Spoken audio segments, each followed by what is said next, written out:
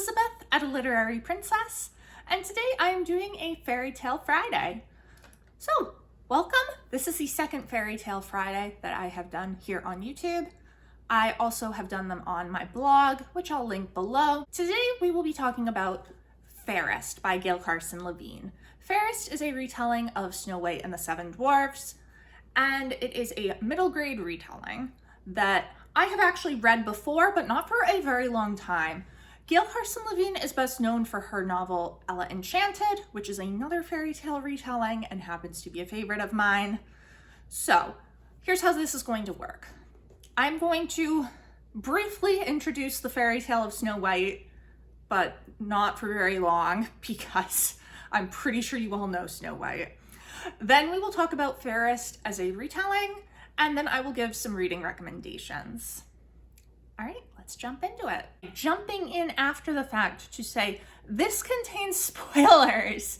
If you have not read Fairest and you don't want to know major plot points, don't continue watching this video.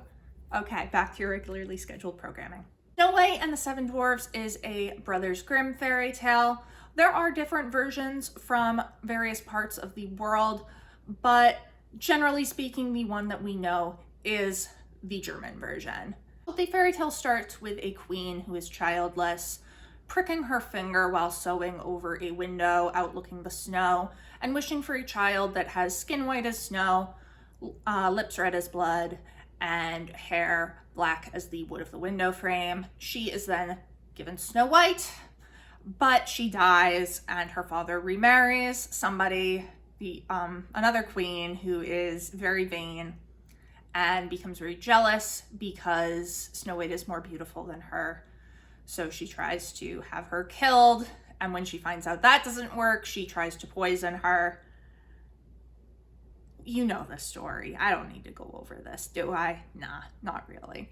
As I said, the German one is the one we are most familiar with, and pretty much every version of Snow White that we see comes from that. Of course, Disney's Snow White and the Seven Dwarfs, very heavily based on the Grimm's fairy tale, with some of the more gruesome aspects cut out, because there are gruesome aspects. Hello.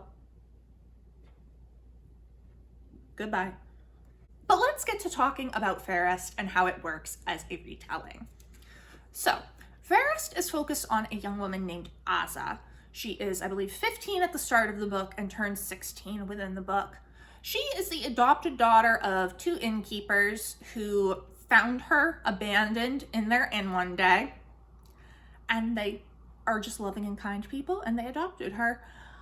Now, Aza is not beautiful, is probably the easiest way to describe it. She does have the pale skin, the red lips, the black hair, but the way it looks on her is just kind of grotesque in her opinion. She is also very large, very tall, and very broad. And she just does not match the beauty standards of the place she lives. And it's a source of insecurity for her. But what she does have is a beautiful singing voice, which is also valued highly in her society. One of the main differences here is that Aza is not a princess. She is not born to royalty. She has no idea who her parents are. She just has her adopted parents. She's the daughter of innkeepers. And as such, the evil queen of this story, Ivy, is not her stepmother. And that is actually very different from pretty much every version of the story I've seen. The queen is always either Snow White's mother or her stepmother. So in the Grimm version, it was originally her mother. They toned that down to stepmother because they thought that was inappropriate for children, I suppose. But in every other version, whether it's the Celtic version or the Italian version, it is either her mother or her stepmother. So this is one of the main differences, is that Aza and Ivy are not in any way, shape, or form related. So how does Aza end up falling in with the queen? There is going to be the royal wedding for the king is marrying this new wife who is considerably younger than him, and people have some thoughts, and she's foreign, so people have more thoughts. And there is a duchess who stays at the inn frequently, and her companion becomes ill, so she decides that she's going to bring Azza along with her as a companion. And so Azza's nervous because she's not beautiful and she knows people are going to look at her and judge her, but she's also very excited to see this royal wedding. And that is when we meet Ivy, who is the new queen. Ivy is, I believe, 19 years old, and when she comes down the aisle, she is stunning. The most beautiful woman Azza has ever seen. But when it comes time to sing the wedding ceremony, she doesn't sing at all, which is very odd. Their society is all about singing. They have like monthly sings where they all get together and sing songs. They will just burst into song randomly. They have games that revolve around composing songs. They are a musical country. So the fact that she does not sing her part of the wedding service is very strange. And so Azza ends up running into Ivy. And Azza, in addition to having a beautiful voice, has a very unique ability to do what she calls a loosing, which is basically throwing her voice so that it sounds like it's coming from somewhere else. And she has trained herself to do this without her mouth moving, so that you can't even tell that she's the one doing it. And Queen Ivy sees her doing this and decides that this would be very useful. So she makes Azza her lady-in-waiting, and she reveals that she can't sing. She has a bad voice, and she wants Azza to loose for her and give her a beautiful singing voice. And Azza is very hesitant to do this, but Ivy threatens her family's inn. And so Azza's like, well, I guess I'm doing this. Now, more about Ivy. She is very jealous of anyone else who she thinks is beautiful. She is petty and immature, and this goes poorly because the king becomes injured. He's hit in the head with, I think it's like a metal ring that some centaurs are using for performance, and he is knocked unconscious and he is not waking up. So Ivy becomes the ruler, and she's foreign, she doesn't know their customs, and she comes out really strong, like, I'm gonna be a very powerful queen, and starts making all kinds of changes that people are not on board with. And it turns out that Ivy is being advised. She's always referring to, I have an advisor who's telling me I'm doing the right thing. She is being advised by a magic mirror called Skolny. And the magic mirror is, of course, a feature in the original fairy tale. The queen has a mirror where she goes and asks, who's the fairest of them all?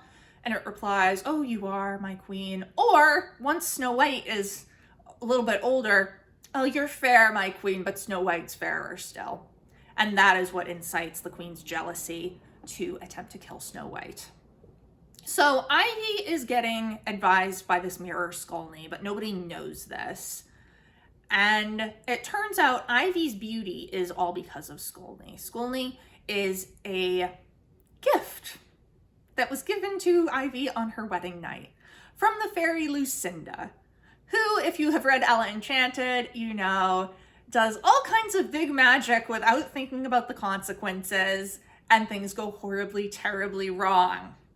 And things go horribly, terribly wrong. Because it turns out Skolny is just trying to manipulate things so that he can get out of the mirror and take a break from being stuck in a mirror. And in order to do that, he has to have somebody come into the mirror when they die. So he's trying to get Ivy killed. And she will go into the mirror because she has drank this potion that comes with the mirror to make her beautiful.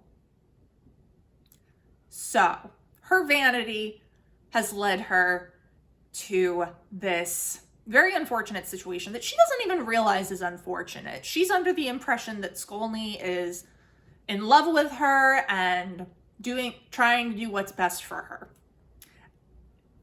And he's not. So things are going increasingly poorly.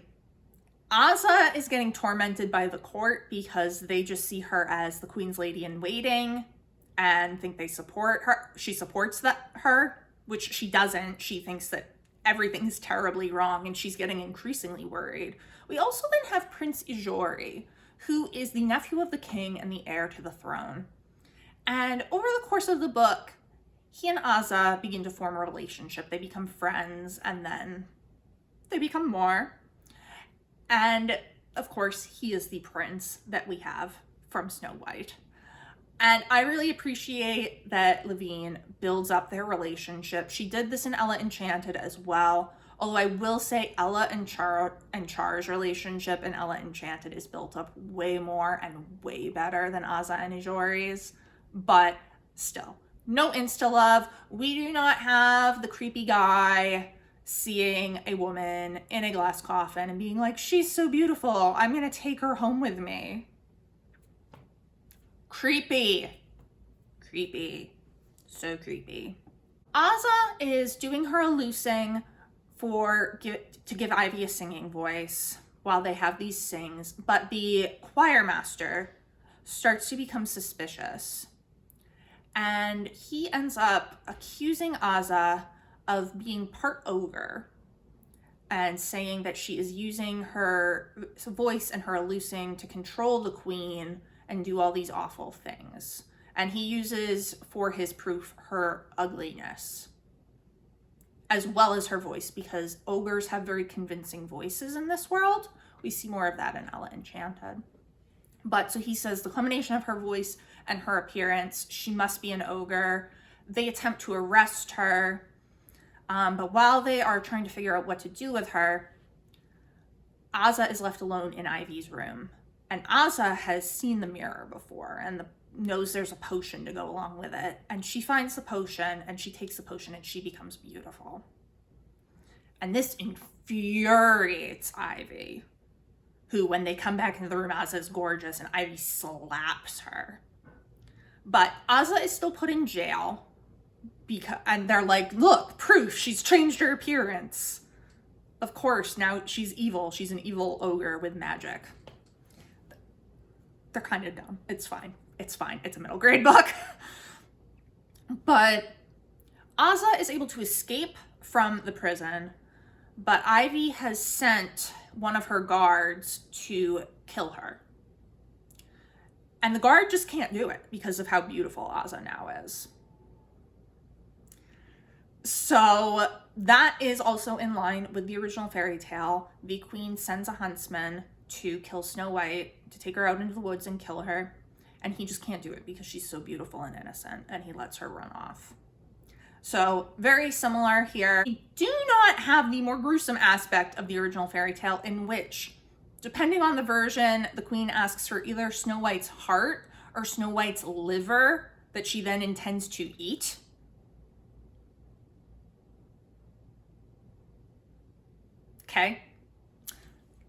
Okay. That is left out. In the fairy tale, the huntsman brings I believe a stag's heart to fool the queen. In this, he just goes back and he tells her that, yeah, she's dead, I killed her. So now everyone believes that Aza is dead, and Aza has gone to the gnomes. She knows this gnome named Zaham. I don't know if I'm pronouncing any of these right. I thought there was a pronunciation guide. Maybe it's in Ella Enchanted, but I could not figure out pronunciations of some of these words.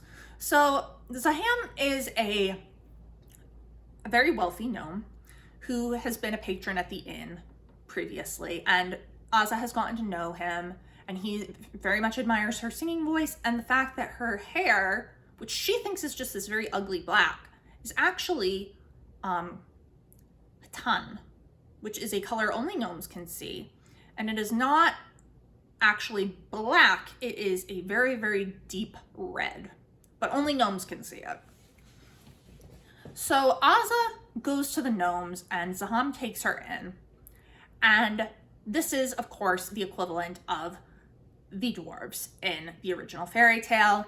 Snow White is taken in by 7 dwarves and lives in their cottage with them and cleans for them. So Azza moves in with the gnomes. She is singing for them and composing songs for their various special occasions, and they all really love her. She's very good friends with Zaham. And she finds out that she actually is, in fact, part gnome, which explains her ability to eluce, because it turns out once Zaham is showed how to do it, he can do it as well. And it also accounts for a lot of her different features, including her hair color, which is, again, ton. And once Zaham holds her hands, she is able to see the color. So the reason that she is so broad is because she's part gnome. They are a lot wider than humans. And the reason that just some of her facial features aren't appealing to humans, whereas the gnomes think all humans are ugly, but they're like, you're less, when in her original state before she takes the potion, they're like, you're less ugly than other humans. So she's not an ogre, she's part gnome. But of course, safety can't last. Zaham has to go on a trip. And while he is away, Ivy sneaks into the caverns, disguised as a gnome, and poisons Azza with a poisoned apple. So one thing about the gnomes is they only eat root vegetables. So while Azza's down there, she is getting very tired of root vegetables. She wants something else. So Ivy comes in with all this regular human food, and Azza's eating it, and then she gets the apple. And throughout the book, it's built up that Azza doesn't really like apples. Like she'll take them and just kind of be like, put it in her pocket and forget about it. But she's so hungry and so sick of the root vegetables that she eats the apple. And of course, she goes into her death-like sleep, same as the fairy tale. In the fairy tale, the queen actually tries 3 different times to poison Snow White. First with a comb, then with a set of laces that try to strangle her, and then with the famous apple. But Levine, as many authors do, takes it down to just one attempt with the apple, which is of course the most famous. So in the fairy tale, once Snow White is in her death-like sleep, we don't see much more of her. She's just like in her glass casket, and that's it. But Levine shows us what actually happens to Azza. Azza's spirit, like, she can see her body in the caverns, and then she is brought into the mirror where she meets Skulny and his plot is revealed. She actually partially rescues herself. She is able to defeat Skulny through her music, through her singing, and her love for Ajori and her country, because she knows that Skulny just wants to wreak havoc everywhere. And she is able to destroy him after a while. It takes a bit. Her body is slowly dying while all of this is going on. So she defeats Skulny, who breaks, and then her spirit goes back to her body, but she is like almost dead when she gets back. But then Ajori, of course, the prince has to come save the day, knocks the apple out of her throat that is lodged in her throat.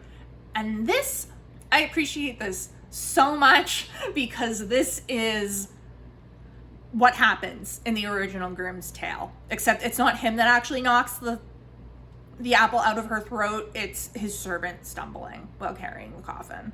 So the prince finds her and is like, wow, she's so beautiful. I'm going to take this dead girl home with me. Creepy. And has his men, pick up the glass casket and they start carrying it off. One of the men trips, and this dislodges the apple out of Snow White's throat, and she wakes up. And then the prince is like, you're beautiful, marry me. And we just won't talk about whatever he was going to do with the dead body that he was bringing to his castle. Like I said, creepy. Anyway, this has been replaced in favor of the True Love's Kiss, which, as far as I can tell, was popularized by Disney. It is borrowed from Sleeping Beauty, where in fact the princess is woken up by a kiss, but that is not the case in any version of Snow White that I have actually read for, like, fairy tale wise. It's not the case in the Brothers Grimm. It's not the case in any of the others. The kiss seems to have been popularized by Disney, and everybody has just kind of run with it. So I really appreciate that that's not in this, and that we have the apple being knocked out of her throat like in the original. So, of course, we now get to have our happy ending. The king wakes up and is well, and he sends Ivy into exile. He's like, we can't have you doing stuff. But he's still in love with her, so he decides he's going to spend a few more years on the throne preparing Ijori to take over. And then he will go into exile with Ivy, and Ijori will take over. And at the end of the book, Ijori and Azza get married. So, this is also a bit different from the ending of the fairy tale. In the fairy tale, they get married. The queen is invited to the wedding because, you know, royals invite other royals to weddings. And I believe she looks in her mirror, is like, who's the fairest? And he's like, Snow White. And she's like, she's dead, I've killed her. And he's like, no, she's getting married to this guy. So she goes to the wedding, and of course they know who she is, and they make her dance in shoes made of iron that have been heated. So she dances until she dies. Again, not suitable for children. Although, weirdly enough, that is kept in most picture book versions that I have seen. We can't have it be her mother, but, you know, having her stepmother dance herself to death in hot iron, that's fine. Okay. So, Levine tones that way down, but we still get some punishment for Ivy. Even though it is not fully her fault, she has clearly been manipulated by Skolny, but still, like, she's a danger. We really can't have her running around possibly getting on the throne again. No. So, exile, and then as in the fairy tale, Ijori and Azza, Prince and Snow White get married and live happily ever after. So, what do I think of this as a retelling? I think that this is a really good retelling. It's fun. It brings new things into the story. And it works on its own as more than just a retelling of Snow White. Like, it works as its own story. And I think that is largely because of the change from having the stepmother-stepdaughter relationship to just having two women who are almost the same age. Ivy's 19, Azza's 15. And I think that brings a different dynamic and is really what makes this different. And then, of course, there's also the world building. This is set in the same world as Ella Enchanted, and so a lot of that carries over. We see some very similar things, but we are in a different country than where Ella Enchanted takes place in. And Levine does a great job building the culture. I also appreciate that the dwarves are kept in this in some way. A lot of retellings that I have seen leave out the dwarves. And I'm like, oh. I'm like, I get it, I do, because the whole thing is weird. Like, she just moves in with these 7 men. It's really weird, I get it. But I appreciate that Levine used that and brought in the gnomes and had this relationship between Azza and Zaham that was just really lovely. One thing that I kind of don't like about this book is actually the songs. So, of course, they are culture based in music, so there are lots of songs throughout this book, and they were pretty meh to me. Like, they weren't great, and they just kind of were there. And like, a lot of times they do convey important plot info or character building or whatnot, but still I was just like, I didn't love the songs. But overall, I do really love this book, and I enjoy reading it again. Now we will move on to our other reading recommendations. I generally have other retellings of the story, and then I have other retellings by the author, and that is what I'm going to do here. So first up for other Snow White retellings is Girls Made of Snow and Glass by Melissa Bashardost. I did a feature on this over on my blog. This is a retelling of Snow White that's really focused on the stepmother-stepdaughter relationship, which I appreciated a lot. But instead of a prince that Lynette, the Snow White character, falls in love with, we have a young surgeon named Nadia. So some LGBTQ plus representation. Gotta love that. I really enjoyed this. I thought it was a good take on Snow White. Other Snow White retelling that I want to recommend is very different from Fairest, especially because it is more adult. Not more adult, it's adult. Fairest is middle grade. This is an adult book. This is Mirror Mirror by Gregory Maguire. This is historical fantasy set in 1502, and it features Lucrezia Borgia as the stepmother, which I think is really interesting. I'm actually going to be rereading this later in the year and doing a feature on it, so stay tuned for that. And then some other books by Gail Carson Levine, because she has written quite a bit of books and several fairy tale retellings. Of course, the first one is Ella Enchanted. If you haven't read Ella Enchanted yet, what are you doing? Go read Ella Enchanted. This is a Cinderella retelling focused on a young woman named Ella of Frel who has been cursed or gifted, actually cursed by the fairy Lucinda, there she is again, with obedience. And you can imagine how well that goes. This is one of my favorite retellings. I adore it. I love Levine's take on Cinderella. I love Ella as a character, and I love her relationship with Char, the prince.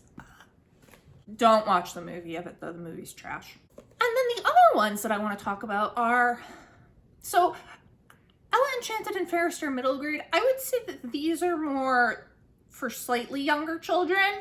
These are the Princess Tales. So these are several retellings. I've got them in 2 volumes that contain 3 each. So this has The Fairy's Mistake, The Princess Test, and Princess Sonora and the Long Sleep. And they're just kind of little short story novellas that are retelling a story. The Fairy's Mistake is a retelling of Diamonds and Toads. The Princess Test is The Princess and the Pea, and Princess Sonora and the Long Sleep is, of course, Sleeping Beauty. This volume contains Cinderella and the Glass Hill, which is a retelling of the fairy tale The Princess on the Glass Hill. For Biddle's Sake, which is a retelling of Padaki, which in some ways is a little bit of a variant of Rapunzel, at least the beginning is. And then The Fairy's Return, which is a retelling of The Golden Goose. So these are just super short and cute and fun, and they're a good time. And if you like Gail Carson Levine's humor, there's more of it right here. That is my feature on Fairest. Let me know down in the comments below, have you read Fairest? What did you think of it? What is your favorite Snow White retelling? It has been great chatting with you. I will see you soon. Bye.